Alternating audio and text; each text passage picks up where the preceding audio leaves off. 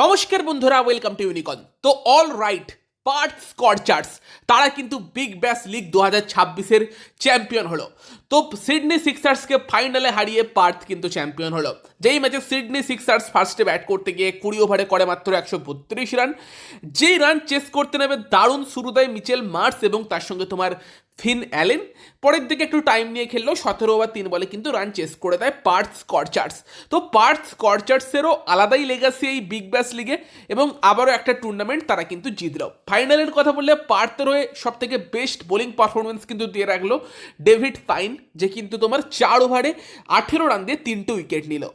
দারুণ বোলিং করে David fine এবং তারই সঙ্গে সঙ্গে তোমার মাহলি বিয়ার্ডম্যান, সেও 2টো উইকেট নেয়, তবে তার উইকেটগুলো লাস্ট ওভার এসেছে। ঝাই রিচার্ডসন 3টে উইকেট নেয়। ইভেন অ্যারন হার্ডির কথা ভুলে গেলেও চলবে না, যে কিন্তু স্টিভ স্মিথের গুরুত্বপূর্ণ উইকেটটা নেয়।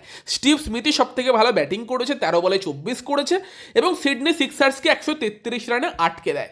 তবে সিডনিকে 133 রানে আটকে দেওয়ার পরও পার্থ জিতে গিয়েছে সেটা কিন্তু বলা যাচ্ছিল না, কারণ এই পিচে এবারে মানে এই বিগ ব্যাশ লিগ 2025-26-এ 136 পার্থের স্টেডিয়ামে অ্যাভারেজ স্কোর হয়েছিল। মানে মোটামুটি একটা অ্যাভারেজ স্কোরই এই স্টেডিয়ামে করে দিয়েছিল। সেখানে পার্থকে এটা এনসিওর করতে হতো যে যেন এই রানটা চেস করতে নেবে তাদের ব্যাটিং বিপর্যয় না হয়ে যায়, এবং সেই জায়গাতে দুই ওপেনারের উপর সব থেকে বড় দায়িত্ব ছিল এবং দুজনেই কিন্তু সেই কাজটা করে দেয়।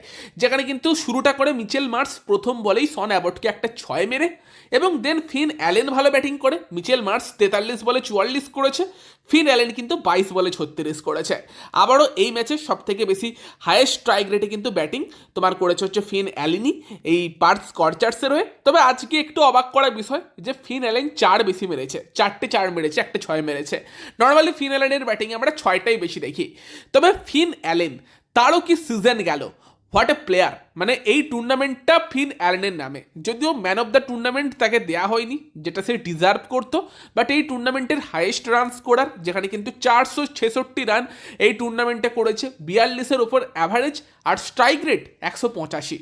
ভাবা যায় অস্ট্রেলিয়ার কন্ডিশনে এইরকম ব্যাটিং করে গেছে। আর এটা তখন আরও ভালো মনে হবে যখন আমরা এই ফ্যাক্টটা দেখব যে ফিন অ্যালেনের হোম গ্রাউন্ড ছিল এই পার্থের অপটা স্টেডিয়াম, যেখানে ব্যাটিং টাফ ছিল।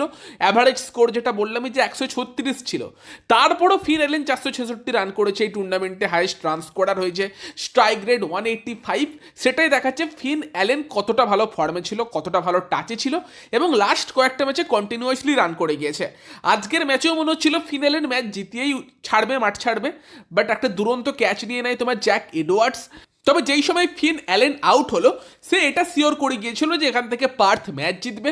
সেখানে তোমার টুর্নামেন্টের হাইয়েস্ট রান স্কোরার প্লাস টুর্নামেন্টের সব থেকে বেশি 6 মারার ইতিহাস কিন্তু এই আর কি big Bash league 2025-26-এ Finn Allen করলো।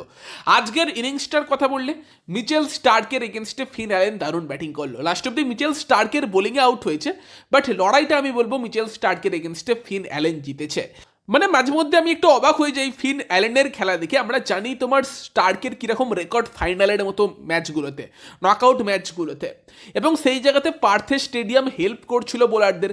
মিচেল স্টার্ক 145 প্লাস গতিতে অপারেট করছে, সেখানে মিচেল স্টার্কের একটা 146 কিলোমিটার গতির বল, উইকেট টু উইকেট বল ছিল, সেটাকে ভাই র্যাম্প করলো, উইকেট কিপারের মাথার উপর দিয়ে 6 মারলো। এরকম বোলিং পিচে মিচেল স্টার্ককে র্যাম্প করে 6 মারছে, কি প্লেয়ার মাইরি ভাই। আলাদাই ব্যাটিং করেছে ফিন অ্যালেন এই গোটা টুর্নামেন্ট জুড়ে, এবং সেটা তো মিচেল স্টার্কের ইগোতে লাগে। দেন স্টার্ক একটা এমন বাউন্সার মারে যেটা মাথার উপর দিয়ে চলে গিয়ে 4 হয়ে যায়। সিডনি চাইছিল সেই সময় খেলাটা বন্ধ করতে, কারণ বৃষ্টি হচ্ছিল, তবে 5 ওভার আম্পায়ার খেলা কমপ্লিট করেই ছাড়ে। স্টার্কের ওই ওভারে কিন্তু তার পরের যে বলটা ফেস করে সামনে 4 মারে ফিন অ্যালেন, সেই ওভারে স্টার্কের এগেনস্টে আর কি লড়াইটা ফিন অ্যালেন জেতে। দেন পরে একটা লেফট আর্ম স্পিনার আসে, যাকেও কিন্তু ফিন অ্যালেন 2টো সলিড 4 মারে। তারপরের ওভারে স্টার্ক বল করতে আসে যখন, সেখানেও কিন্তু ফিন অ্যালেন প্রথম বলে একটা দারুণ 4 মারে, এবং দ্বিতীয় যে শটটায় আউট হলো যে বলটায়, ওটা যখন ব্যাটে লাগলো আমার তো মনে হলো কভার দিয়ে আরও একটা 4 আমরা দেখতে চলেছি। বাট জ্যাক এডওয়ার্ডস কোথা থেকে এসে একটা অসাধারণ ক্যাচ নিয়ে নিয়েছে, তার প্রশংসা করতে হবে, নয়তো ওটাও 4 ওভার মতোই মেরেছিল। তো স্টার্কের এগেনস্টে কিন্তু পরপর 2টো ম্যাচেই আমরা ফিন অ্যালেনকে ভালো ব্যাটিং করতে দেখলাম, এবং আইপিএলেও কিন্তু দিল্লির সঙ্গে কেকেআরের ম্যাচে আমরা স্টার্ক বনাম ফিন অ্যালেন সেই লড়াইটা এনজয় করব। স্টার্ককে যেভাবে খেললো দারুণ লাগলো দেখতে। টুর্নামেন্টের শুরুর দিকে মনে হচ্ছিল ফাস্ট বোলারদের থেকেও স্পিনারদের খেলতে কমফোর্টেবল বেশি ফিন অ্যালেন, বাট টুর্নামেন্ট শেষ হতে হতে ফিন অ্যালেন কনসিস্টেন্সি দেখিয়েছে, স্পিনার ফাস্ট বোলার প্রত্যেককে মেরেছে, এবং অবভিয়াসলি কলকাতা নাইট রাইডার্সের জন্য অনেক বড় আশার আলো কিন্তু ফিন অ্যালেন জাগিয়ে দিয়েছে এই বিগ ব্যাশ লিগে যেরকম ব্যাটিং করেছে সেটা দেখার পর। তো এবার কেকেআর জার্সিতে ফিন অ্যালেন ঝড়ের অপেক্ষা, যদিও তার আগে আমরা ভারতের মাটিতে তাকে টি-20 বিশ্বকাপে দেখতে পাবো। তো সেই জায়গাতে well done Finn Allen, congratulation Big Bash League জেতার জন্য। এবং সেখানে তোমরা ফিন অ্যালেনের খেলা নিয়ে জানিও, আজকে যারা খেলা দেখেছো কেমন লাগলো, বা গোটা টুর্নামেন্টে ফিন অ্যালেনের খেলা কেমন লাগলো। ভিডিওটা ভালো লাগলে ভিডিওটাকে লাইক করে দিও, শেয়ার করে দিও, আমাদের চ্যানেলে প্রথমবার এলে চ্যানেলটাকে সাবস্ক্রাইব করে তার পাশের বেল আইকনটাকে অন করে দিও। তো চলো গাইস, এই ভিডিওতে এই পর্যন্তই, বাই বাই।